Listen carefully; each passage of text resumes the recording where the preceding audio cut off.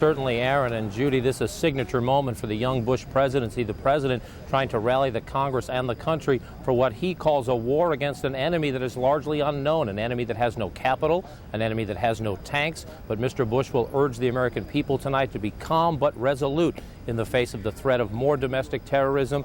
He will also warn governments around the world, be with us or be with the terrorists. And to combat this crisis at home, Mr. Bush will announce a new cabinet-level position, the Office of Homeland Security. And CNN has learned from senior administration officials his choice to fill that position is Governor Tom Ridge of Pennsylvania, a Republican, a man then Governor Bush considered to be his running mate when he was thinking about who should be the vice president of the United States back in campaign 2000. Governor Ridge is an ex-Marine. He's an ex-member of the House of Representatives. He will take a very difficult job at a very difficult time for the country. One place where the First Lady, Laura Bush, coming into the gallery. And she'll be seated with some very special guests. We've learned tonight with the governor of New York, the mayor of New York City. There's Tom Ridge, who will be the new head of Homeland Security. We're seeing Tony Blair, the Prime Minister of Great Britain. I have to say that may be certainly rare to have the leader of another country attending a presidential speech. New York Governor George Pataki and the mayor of New York City, perhaps among the most familiar faces in the country these days, Rudolph Giuliani. And they are getting a very warm round of applause indeed as they take their seats. And it's not just Americans who'll be listening very closely tonight. All around the world, eyes and ears on the president. One place we know they're listening closely, Pakistan. Our chief international correspondent, Christian Amanpour, is there in Islamabad. Christian, what are they looking to hear from the president?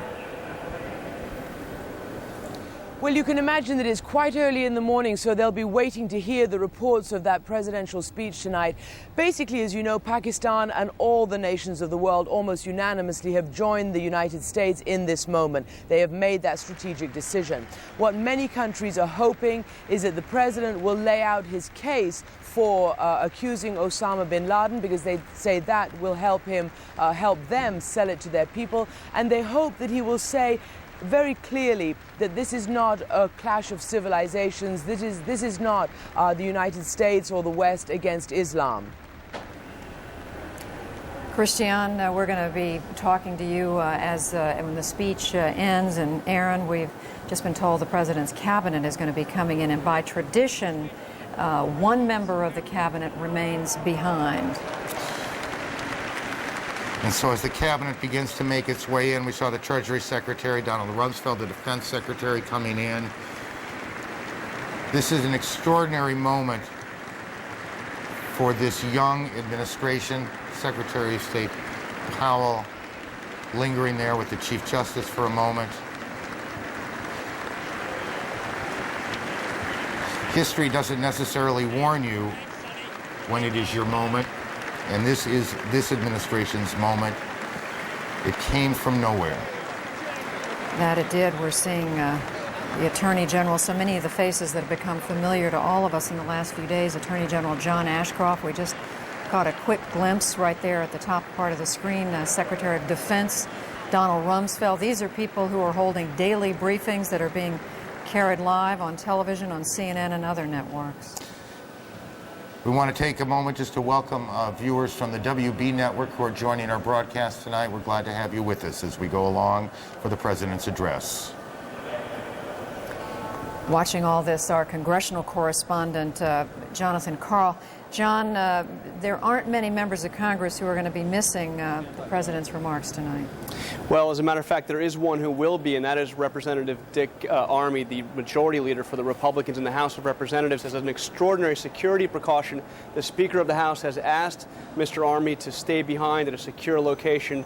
Again, a measure of the security here. You also hear helicopters circling the Capitol. This may be the most secure location in the country right now, given that basically the entire U.S. government is assembled in that building. Judy, one thing that's going to be very interesting is immediately following this, Trent Lott and Tom Daschle, the Democratic and Republican leaders of the Senate, will sit down together and offer their reaction to what the president said. That's something that we've really never seen before in a presidential address. And Jonathan, we're understanding they're calling it not a response, but a reaction, and we're told it's going to be very brief. It's going to be about 5 or 6 minutes, and it's really going to be an affirmation of what the president has said. And perhaps more important than anything they actually say in those 5 or 6 minutes will be the mere picture of them sitting there side by side, the Democrat and the Republican that were basically at each other's throats just more than a week ago before this attack, now working together with this president to give him every tool he could possibly get to fight terrorism. The president is making his way now to the chamber. He'll be announced briefly. See the Speaker of the House on the podium, and in that spot where Robert Byrd is standing, Senator Byrd, is where the Vice President would normally sit in a moment like this. But as we said, for reasons of security, he is somewhere else. This is a chamber where there have been, up until 8 or 9 days ago, daily arguments, daily debate between Democrats and Republicans. President about to enter and be announced.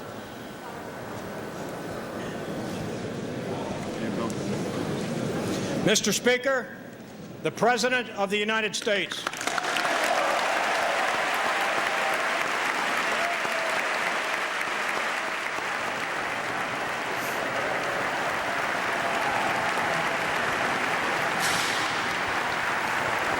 You know, there's an expression, rise to the occasion, and I think it's fair to say that whatever this president says tonight will be well received by the people in that chamber. Virginia. And there's also, by tradition, always one cabinet member missing. One cabinet member is held back. In addition to Vice President Dick Cheney not being in the chamber tonight, Tommy Thompson, Secretary of Health and Human Resources, the former governor, is the cabinet member in absentia this evening. Bob Schieffer is at the Capitol. Bob, just before the doors opened, just before we heard the announcement of the President of the United States, was one of those moments to remember in the history of the country. Oh, it certainly is, Dan. And I'll tell you, Dan, as we see this very warm reception that President Bush is getting, the surest and safest bet on the card tonight is that whatever President Bush says, he is going to be wildly cheered, because this Congress is unified. Well, I can't remember when it has been as unified as it has been over this last week. It was a unity that began last Tuesday after the attacks on the Twin Towers in New York. Shortly after that, people in the Capitol were evacuated because they thought the Capitol itself was under attack. The Speaker of the House, Denny Hastert, told me this afternoon, from that moment, we were united.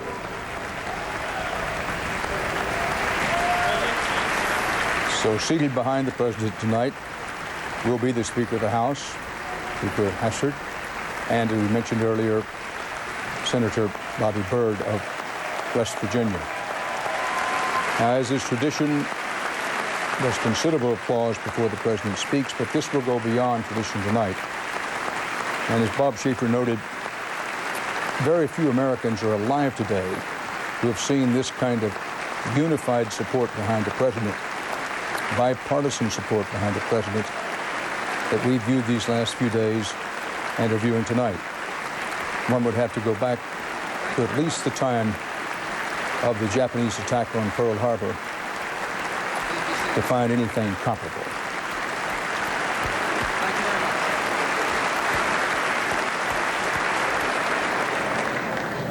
Members of Congress, I have the high privilege, the distinct honor of presenting to you the President of the United States. More applause as Speaker Hastert presents the President of the United States.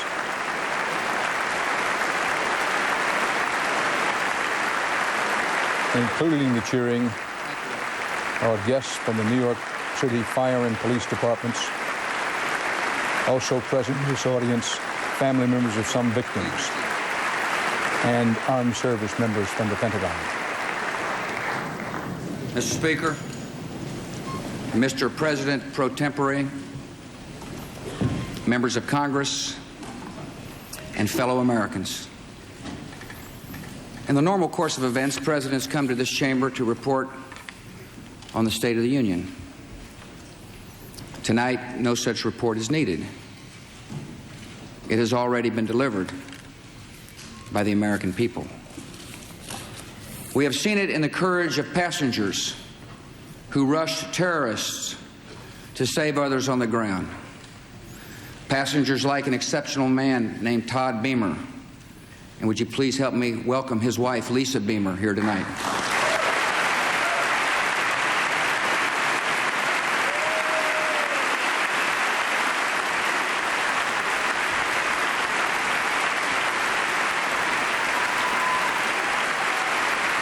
Mrs. Beamer, the widow of Todd Beamer, he was one of the hero passengers on Flight 93 that crashed in southwest Pennsylvania.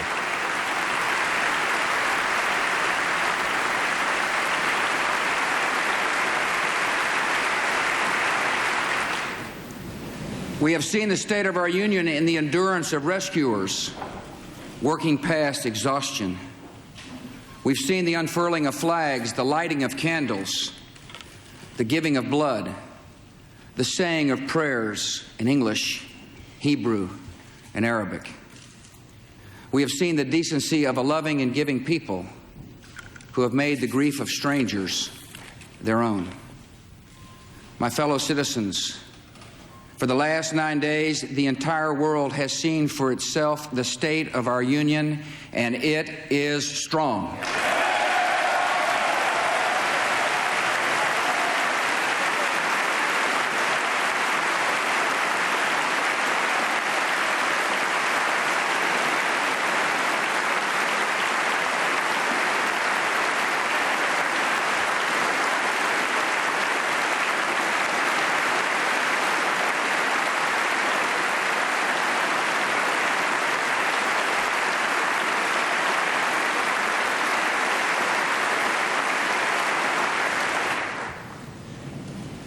Tonight, we are a country awakened to danger and called to defend freedom. Our grief has turned to anger, and anger to resolution. Whether we bring our enemies to justice or bring justice to our enemies, justice will be done.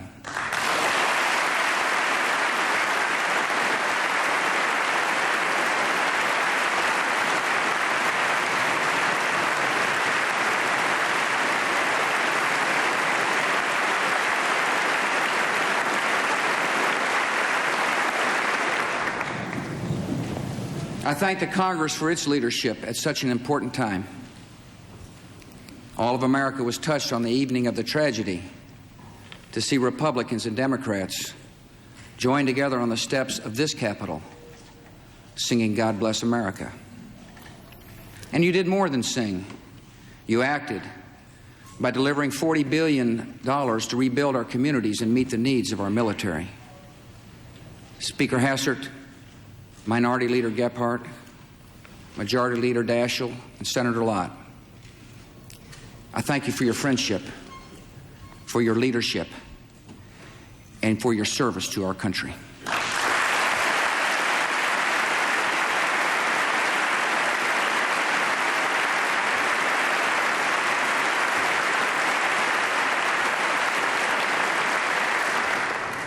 And on behalf of the American people, I thank the world for its outpouring of support. America will never forget the sounds of our national anthem playing at Buckingham Palace, on the streets of Paris, and at Berlin's Brandenburg Gate. We will not forget South Korean children gathering to pray outside our embassy in Seoul, or the prayers of sympathy offered at a mosque in Cairo. We will not forget moments of silence and days of mourning in Australia and Africa and Latin America. Nor will we forget the citizens of 80 other nations who died with our own. Dozens of Pakistanis, more than 130 Israelis, more than 250 citizens of India, men and women from El Salvador, Iran, Mexico, and Japan, and hundreds of British citizens. America has no truer friend than Great Britain.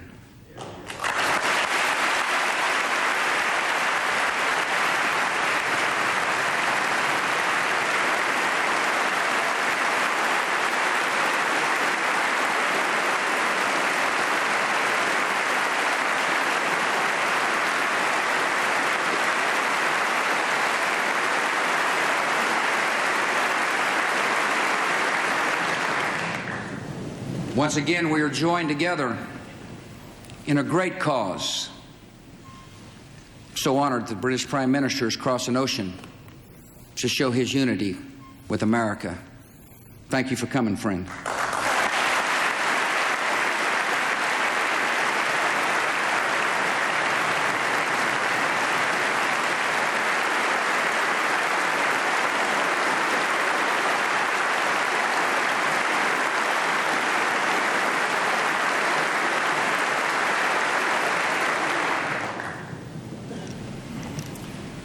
On September the 11th, enemies of freedom committed an act of war against our country.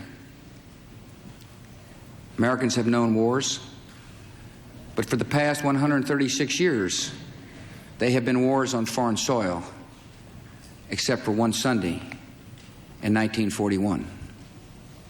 Americans have known the casualties of war, but not at the center of a great city on a peaceful morning. Americans have known surprise attacks, but never before on thousands of civilians. All of this was brought upon us in a single day, and night fell on a different world, a world where freedom itself is under attack. Americans have many questions tonight. Americans are asking, who attacked our country? The evidence we have gathered all points to a collection of loosely affiliated terrorist organizations known as Al-Qaeda. They are some of the murderers indicted for bombing American embassies in Tanzania and Kenya and responsible for bombing the USS Cole. Al-Qaeda is to terror what the mafia is to crime, but its goal is not making money. Its goal is remaking the world and imposing its radical beliefs on people everywhere. The terrorists practice a fringe form of Islamic extremism that has been rejected by Muslim scholars and the vast majority of Muslim clerics, a fringe movement that perverts the peaceful teaching of Islam. The terrorist directive commands them to kill Christians and Jews, to kill all Americans, and make no distinctions among military and civilians, including women and children. This group and its leader, a person named Osama bin Laden, are linked to many other organizations in different countries, including the Egyptian Islamic Jihad and the Islamic movement of Uzbekistan. There are thousands of these terrorists in more than 60 countries. They are recruited from their own nations and neighborhoods and brought to camps in places like Afghanistan, where they are trained in the tactics of terror. They are sent back to their homes or sent to hide in countries around the world to plot evil and destruction. The leadership of Al-Qaeda has great influence in Afghanistan and supports the Taliban regime in controlling most of that country. In Afghanistan, we see Al-Qaeda's vision for the world. Afghanistan's people have been brutalized. Many are starving, and many have fled. Women are not allowed to attend school. You can be jailed for owning a television. Religion can be practiced only as their leaders dictate. A man can be jailed in Afghanistan if his beard is not long enough. The United States respects the people of Afghanistan. After all, we are currently its largest source of humanitarian aid, but we condemn the Taliban regime.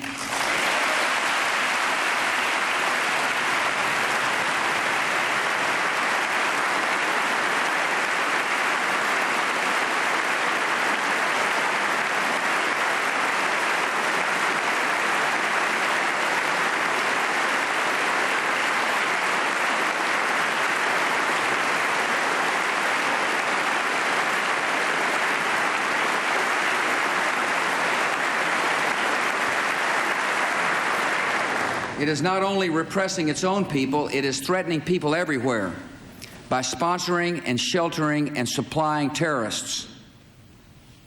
By aiding and abetting murder, the Taliban regime is committing murder. And tonight, the United States of America makes the following demands on the Taliban.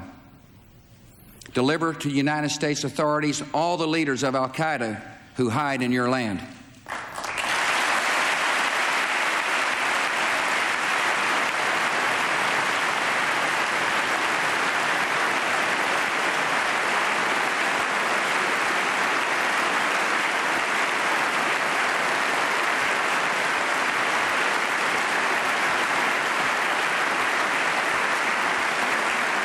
Release all foreign nationals, including American citizens you have unjustly imprisoned.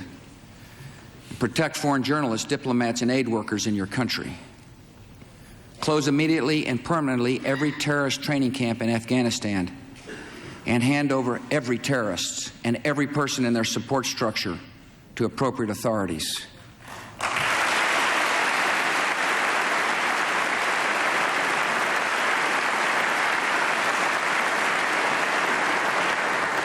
Give the United States full access to terrorist training camps so we can make sure they are no longer operating.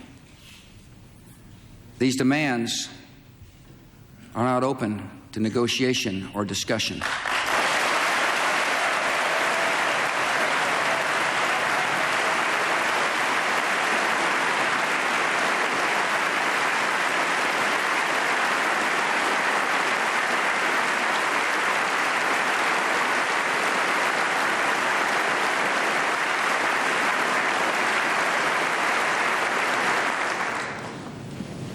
The Taliban must act, and act immediately. They will hand over the terrorists, or they will share in their fate. I also want to speak tonight directly to Muslims throughout the world. We respect your faith. It's practiced freely by many millions of Americans, and by millions more in countries that America counts as friends. Its teachings are good and peaceful. And those who commit evil in the name of Allah blaspheme the name of Allah. The terrorists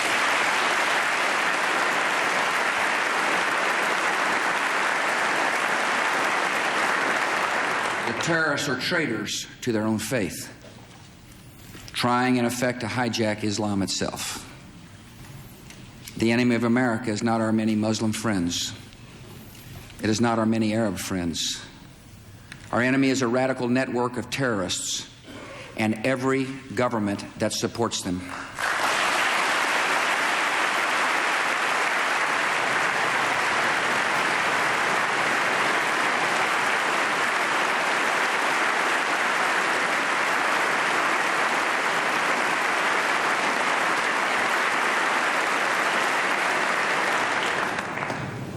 Our war on terror begins with Al-Qaeda, but it does not end there.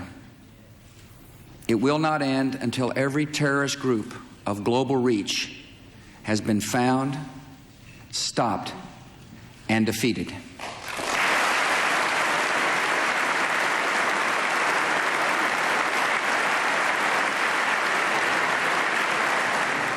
Americans are asking, why do they hate us? They hate what they see right here in this chamber, a democratically elected government. Their leaders are self-appointed. They hate our freedoms, our freedom of religion, our freedom of speech, our freedom to vote and assemble and disagree with each other.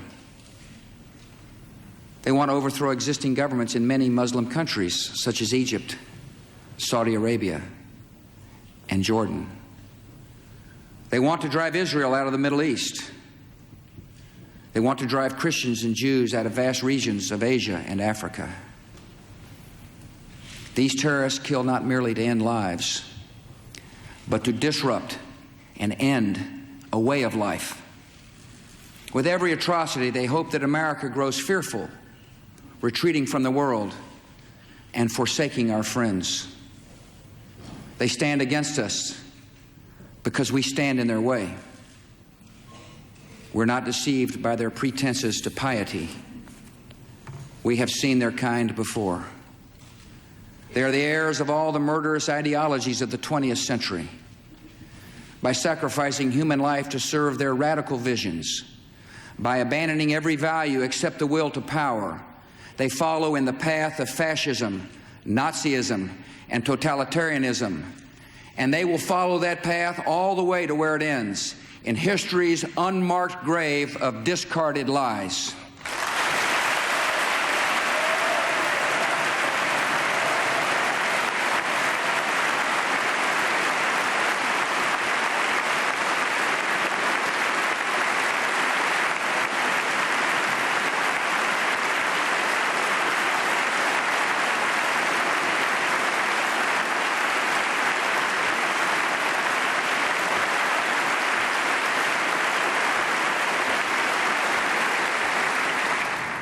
Americans are asking, how will we fight and win this war? We will direct every resource at our command, every means of diplomacy, every tool of intelligence, every instrument of law enforcement, every financial influence, and every necessary weapon of war to the disruption and to the defeat of the global terror network. Now, this war will not be like the war against Iraq a decade ago, with a decisive liberation of territory and a swift conclusion. It will not look like the air war above Kosovo 2 years ago, where no ground troops were used and not a single American was lost in combat. Our response involves far more than instant retaliation and isolated strikes. Americans should not expect one battle, but a lengthy campaign, unlike any other we have ever seen.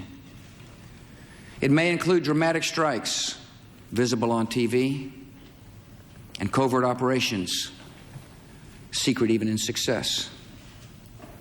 We will starve terrorists of funding, turn them one against another, drive them from place to place, until there is no refuge or no rest. And we will pursue nations that provide aid or safe haven to terrorism.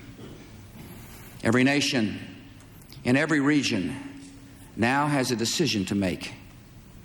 Either you are with us or you are with the terrorists.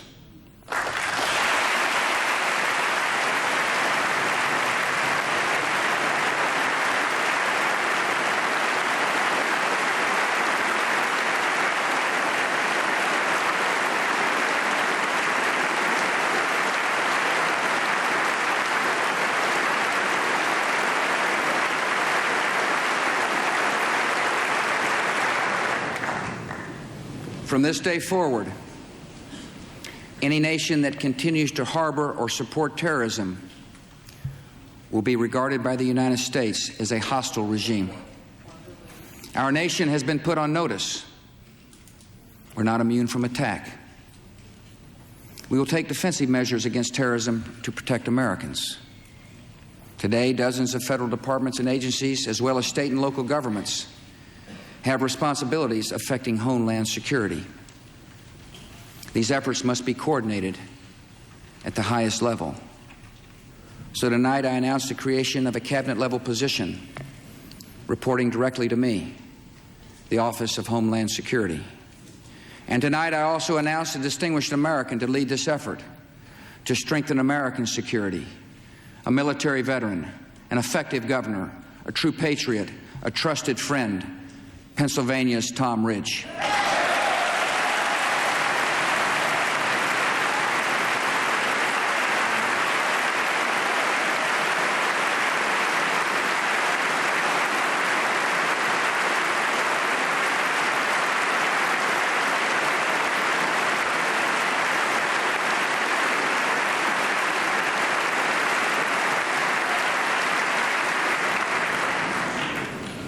He will lead, oversee, and coordinate a comprehensive national strategy to safeguard our country against terrorism and respond to any attacks that may come. These measures are essential. The only way to defeat terrorism as a threat to our way of life is to stop it, eliminate it, and destroy it where it grows.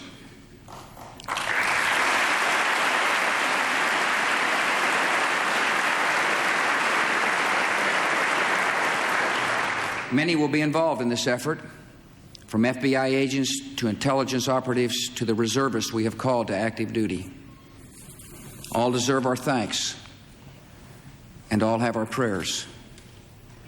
And tonight, a few miles from the damaged Pentagon, I have a message for our military. Be ready.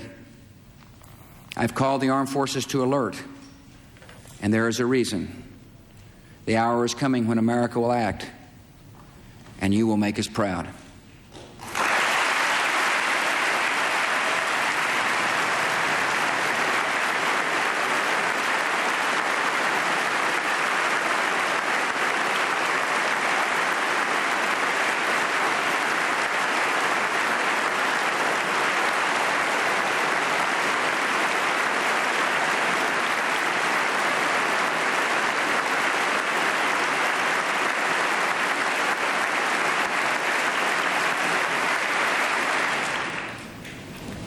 This is not, however, just America's fight.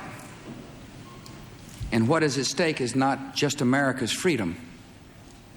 This is the world's fight. This is civilization's fight.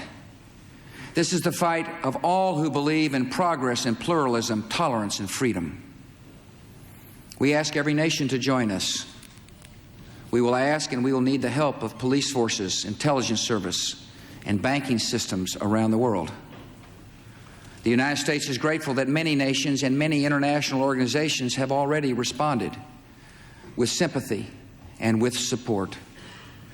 Nations from Latin America to Asia to Africa to Europe to the Islamic world. Perhaps the NATO Charter reflects best the attitude of the world. An attack on one is an attack on all. The civilized world is rallying to America's side. They understand that if this terror goes unpunished, their own cities, their own citizens may be next. Terror unanswered can not only bring down buildings, it can threaten the stability of legitimate governments. And you know what? We're not going to allow it.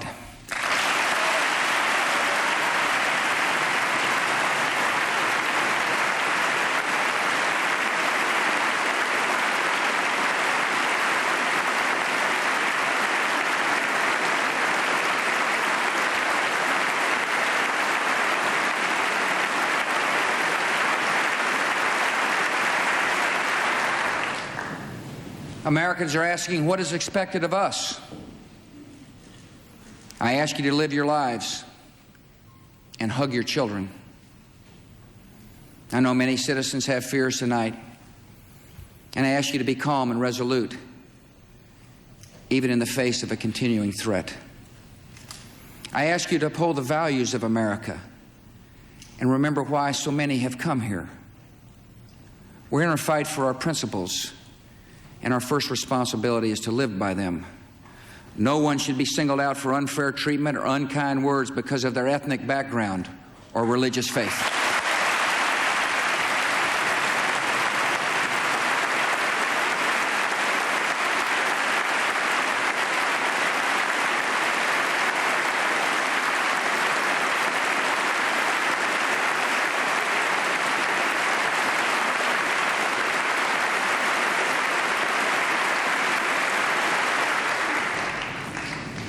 I ask you to continue to support the victims of this tragedy with your contributions. Those who want to give can go to a central source of information, libertyunites.org, to find the names of groups providing direct help in New York, Pennsylvania, and Virginia. The thousands of FBI agents who are now at work in this investigation may need your cooperation, and I ask you to give it. I ask for your patience with the delays and inconveniences that may accompany tighter security, and for your patience in what will be a long struggle.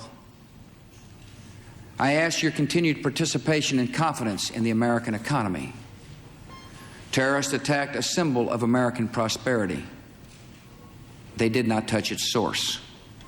America is successful because of the hard work and creativity and enterprise of our people. These were the true strengths of our economy before September 11th, and they are our strengths today.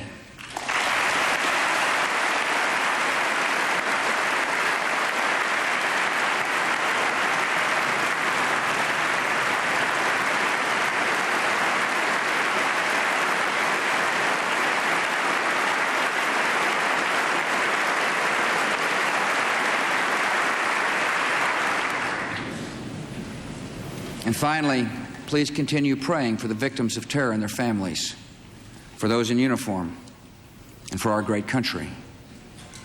Prayer has comforted us in sorrow and will help strengthen us for the journey ahead. Tonight, I thank my fellow Americans for what you have already done and for what you will do. And ladies and gentlemen of the Congress, I thank you, their representatives, for what you have already done and for what we will do together. Tonight, we face new and sudden national challenges. We will come together to improve air safety, to dramatically expand the number of air marshals on domestic flights, and take new measures to prevent hijacking. We will come together to promote stability and keep our airlines flying with direct assistance during this emergency.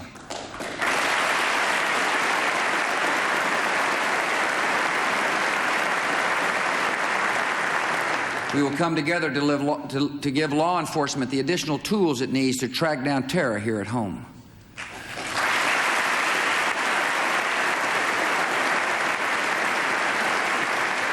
We will come together to strengthen our intelligence capabilities to know the plans of terrorists before they act and to find them before they strike.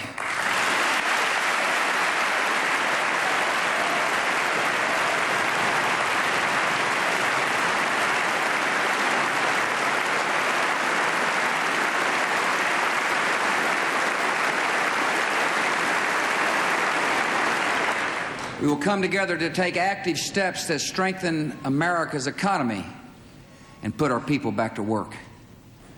Tonight we welcome two leaders who embody the extraordinary spirit of all New Yorkers, Governor George Pataki and Mayor Rudolph Giuliani.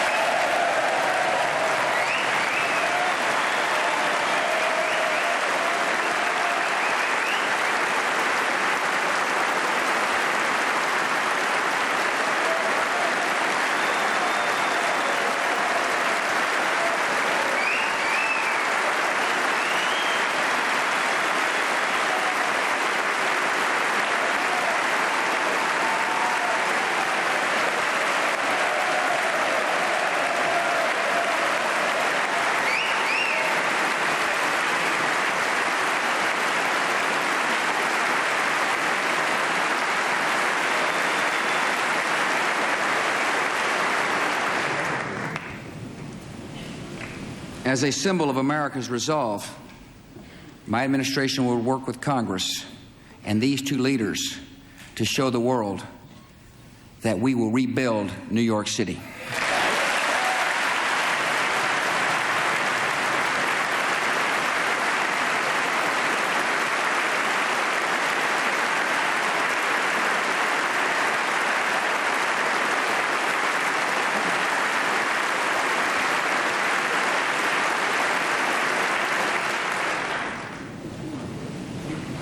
After all that has just passed, all the lives taken and all the possibilities and hopes that died with them, it is natural to wonder if America's future is one of fear. Some speak of an age of terror. I know there are struggles ahead and dangers to face. But this country will define our times, not be defined by them. As long as the United States of America is determined and strong, this will not be an age of terror. This will be an age of liberty here and across the world.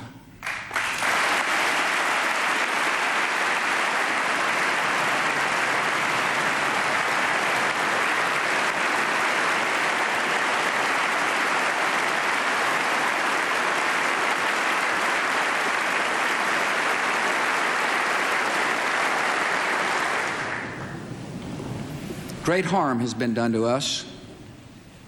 We have suffered great loss. And in our grief and anger, we have found our mission and our moment. Freedom and fear are at war. The advance of human freedom, the great achievement of our time and the great hope of every time, now depends on us. Our nation, this generation, will lift a dark thread of violence from our people and our future. We will rally the world to this cause by our efforts, by our courage. We will not tire. We will not falter, and we will not fail.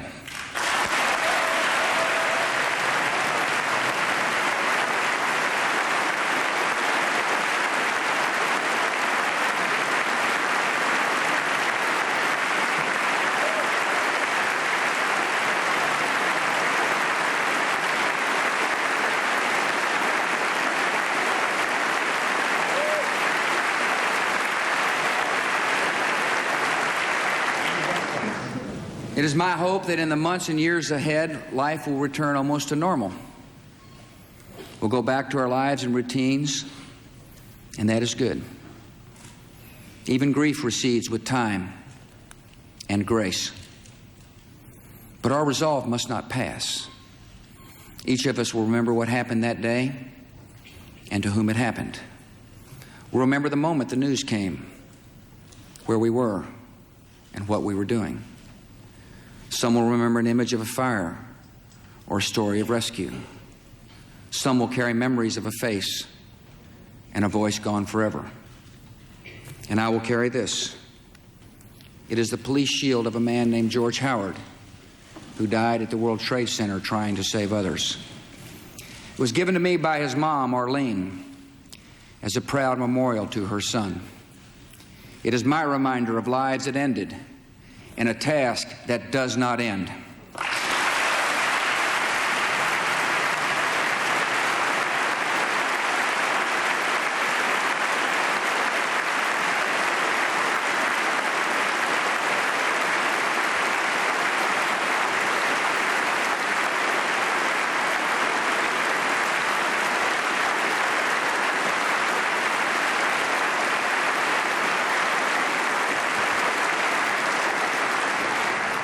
I will not forget the wound to our country and those who inflicted it.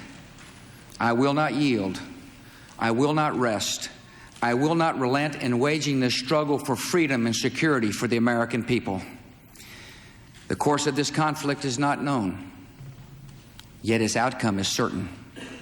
Freedom and fear, justice and cruelty have always been at war.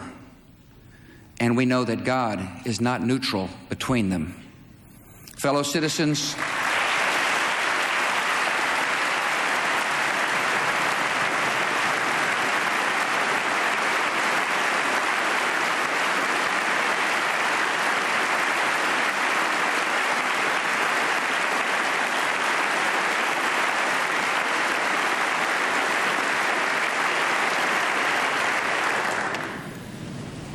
citizens, we'll meet violence with patient justice, assured of the rightness of our cause and confident of the victories to come. In all that lies before us, may God grant us wisdom, and may He watch over the United States of America. Thank you.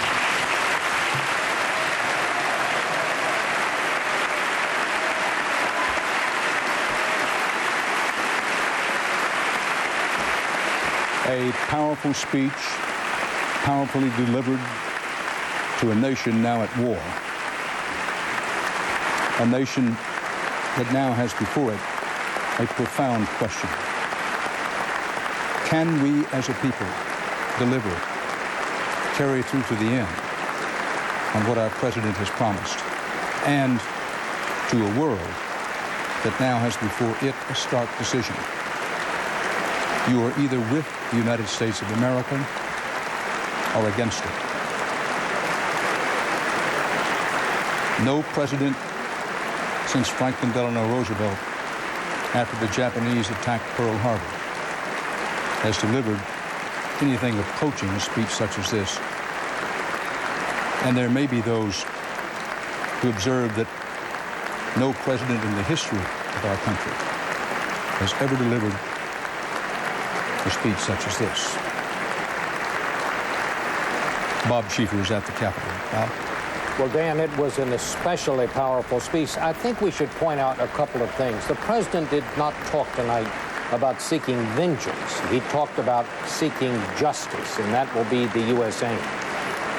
He stressed that this is not a war against Islam.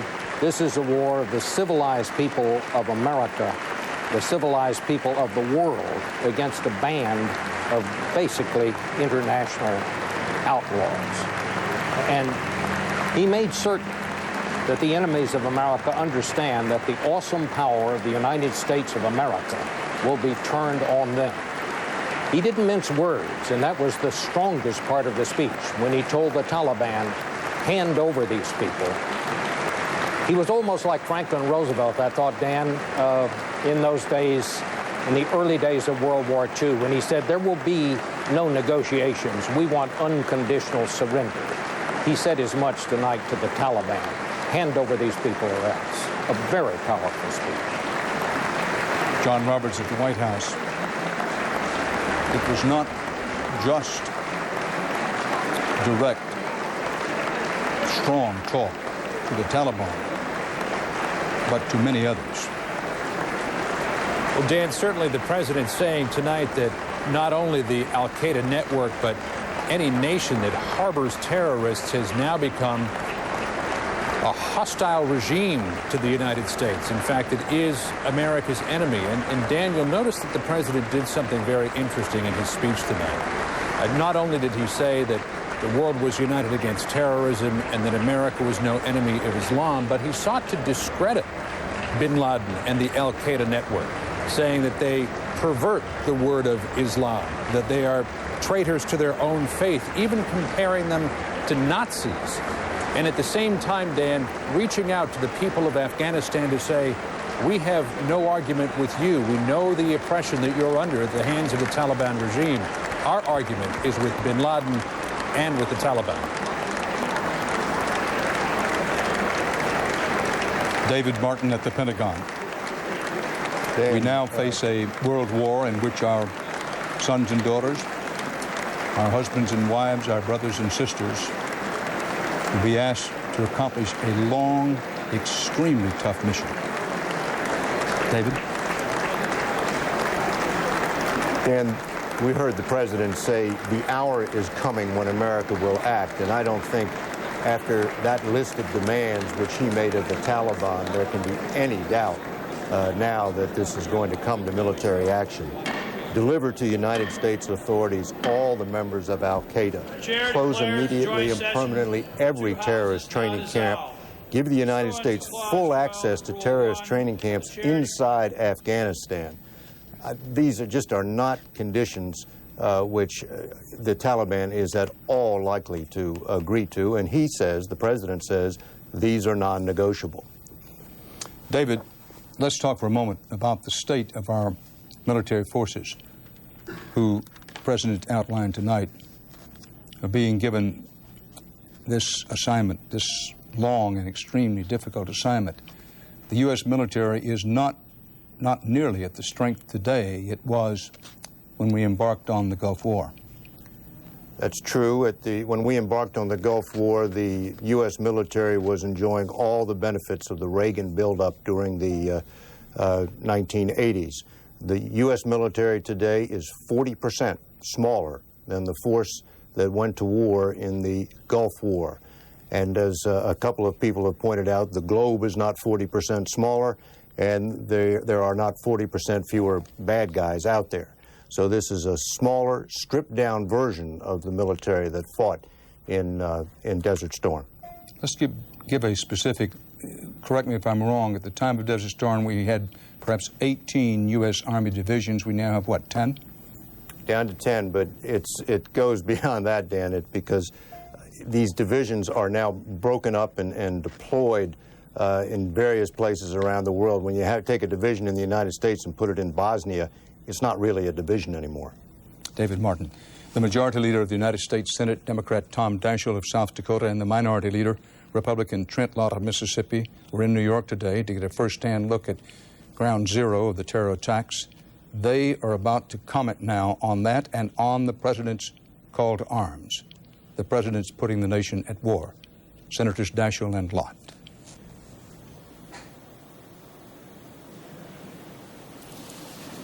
Earlier today, about 40 members of the Senate, Republicans and Democrats, visited Ground Zero in New York.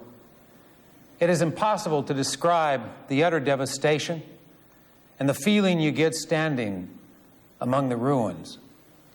I always thought that seeing the Twin Towers rising above New York was an inspiring sight. But today we saw something even more inspiring. We met some of the firefighters, the rescue workers, who continue to comb through the wreckage. We talked with survivors and family members. We saw men and women going back to work, children going back to school, people going on about their daily lives with incredible courage, refusing to be cowed by terror.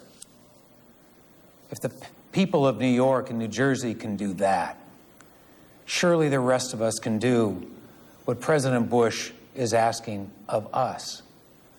Tonight, the President asked for our unity. He asked for our support. He asked for our patience. We want President Bush to know, we want the world to know that he can depend on us. We will take up the President's initiatives with speed. We may encounter differences of opinion along the way, but there is no difference in our aim. We are resolved to work together, not as Democrats or Republicans, but as Americans. We will do whatever is needed to protect our nation. Nothing is more urgent. I commend the President for the work he has done in rallying the world. We are grateful to the many nations who are standing with us tonight. Together, we will defeat this most insidious of threats. We will be fierce in the defense of our ideals. We will not sacrifice the freedoms that have sustained this nation for more than 2 centuries. We must not punish entire groups for the actions of a misguided few. Just as we are united tonight against terrorism, so too must we be united against the acts of hatred towards innocent Arab Americans and Muslims, and all of those who have come to our country seeking opportunity. Hardship and heartbreak are not new to us. We Americans have endured great challenge and struggle, yet none has ever broken us. Our greatness in times of trouble is what distinguishes us as a nation. Tonight, the President has called us again to greatness. And tonight, we answer that call.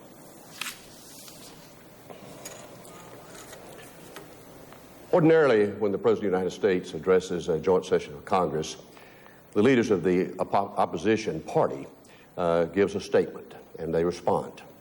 Tonight, there is no opposition party. We stand here united, not as Republicans and Democrats, not as Southerners or Westerners or Midwesterners or Easterners, but as Americans. I guess there are those in the world that thought this would pull us apart. We would start blaming each other and we wouldn't come to each other's aid. Well, we saw it in New York City today. Firemen and policemen and volunteers, men and women from all over America and other countries were there together, working to recover from this horrible, horrible incident. There's been a lot of sorrow, a lot of tears. We've all grieved together because it was not New Yorkers or Pennsylvanians or Virginians or military men and women or these volunteers that lost their lives. It was all of us. We've all suffered. But now we must pull together. The Congress has already started to acting in concert with this President of the United States. Tonight, he gave us a call to action. He said all the right things. He reached out to those that are grieving. He gave a challenge to us here in America. He asked for our patience. And he told those that would heap terror on America and the world that we will not stand for that. We will fight for freedom here at home and all around the world. Some people say maybe we're waving the red, white, and blue and the flag too much on our cars and on our homes and in our businesses and in our schools. It's not just about the flag. It's about those that died. And it's about those that are going to fight for freedom and to stop this reign of terror. It's one way we can embrace those that have gone. and those that are going to do the right thing. It's not a trite phrase, and I've heard it all over America this last week. We are together, and we ask that God bless America. Senators Daschle and Lott. December 7th, 1941, the day that will live in infamy, brought President Franklin Delano Roosevelt to an address before Congress, and Franklin Delano Roosevelt asked for a declaration of war. This September night in 2001, President Bush went before Congress and spoke of a long war. He did not, this night at least, ask for a declaration of war from the United States Congress. We go back to Bob Schieffer. You know, Dan, I thought that the Republican leader in the Senate, Trent Lott, sort of said it all just now. He said tonight there is no opposition party. I'd also like to say something else. I thought this speech was a very businesslike speech. It was exactly what was called for, it seems to me, at this point in time. All too often, not just this president, but all presidents, they have these speech writers and these image makers who put these cute and clever little phrases into speeches. There was none of that tonight. This was all business. The president laid out in very businesslike language what he expected of the terrorists and of the Taliban, and in very direct and I thought very reassuring language, he laid out to the American people what is ahead. You know, Dan, this is the most powerful nation in the world, and we have the greatest army and the greatest technology in the world. But what the enemies of America sometimes misunderstand, and what they should fear, is American resolve, because that, in the end, is what will resolve this. In the end, it will be what brings to, as the president said tonight, brings these people to justice. Thanks, Bob. We go to CBS News White House correspondent John Roberts. John, a question. The president did not tonight ask for directly sacrifice from each and every American, as was the case when World War II began. Has there been any talk, has there been any thought at the White House for a total mobilization of the country for such things as war bonds, perhaps even a draft? Well, no, Dan, the president hasn't talked at all in those terms. And in fact, just a couple of days ago, he seemed to go in the other direction to suggest that he hopes that Americans don't have to sacrifice at all. And tonight, in his speech, reinforcing that he wants people to go about their lives, he hopes that it will return to some semblance of normal, though after what happened last Tuesday, we may have to completely redefine the meaning of the word normal. But Dan, the president, I think, tonight tried to tell the country there are going to be some sacrifices to be made in the days, weeks, months, perhaps even years ahead. But he seemed to suggest that those would be of the military variety. And what he really seemed to be doing this evening is to really say to the American people, we need to support all of these efforts. We need to support the military efforts. We need to support the law enforcement efforts. We need to support the efforts of government and financial institutions to put the squeeze on terrorists, to choke off their funding, to choke off their safe havens, to flush them out, as he has so often said, or smoke them out, as the president has said, get them on the run so that we can get them. But Dan, in terms of a personal sacrifice of the average everyday American, he hasn't gone down that road, at least not yet. We go back to the Pentagon and David Martin. David? Dan, there was one hole in the speech, and that was the evidence that Al-Qaeda and Osama bin Laden are behind this. He said, the evidence we have gathered all points to Al-Qaeda and its leader, Osama bin Laden, but none of the evidence is outlined in this speech. And I think that is one thing that the U.S. is going to have to do publicly. That means you have to come up with evidence that is not classified intelligence. And so much of the evidence right now is classified intelligence. And I think they're going to still have to work very hard on making a public presentation they can give to the American public and to the world, showing exactly why everybody in the U.S. government is so convinced that Osama bin Laden is the man. Bob Schieffer back on Capitol Hill. Well, you know, Dan, I think one thing they're not going to have to explain to the American people is why we got into this. You know, we spent most of that 10 years we were involved in Vietnam saying, now explain to me again why it is we need to be in Vietnam. During the Somalia thing, why is it we are here? Americans know why we are embarking on this, because innocent Americans, any one of us could have been in one of those buildings, any one of us might have been on one of those airplanes. Innocent Americans were cut down without warning on American soil. So the reason we are embarking on this, in this particular one, Dan, I think will require no explanation.